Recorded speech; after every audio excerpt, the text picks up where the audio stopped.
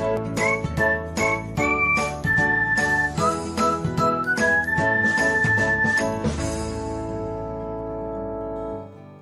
everyone, welcome back to another episode of Technologyglance.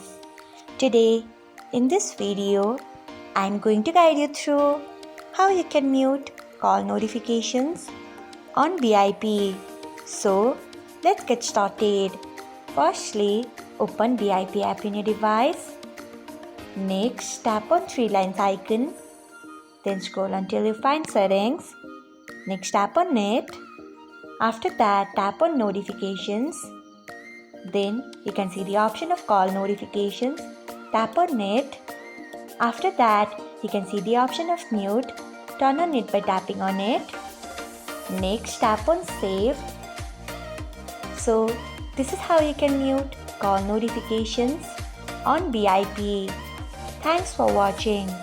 If you found this guide helpful, we would love it if you hit the thumbs up button below.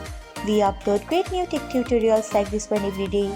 So, do not forget to subscribe to our channel and hit the bell icon so that you'll never miss another update.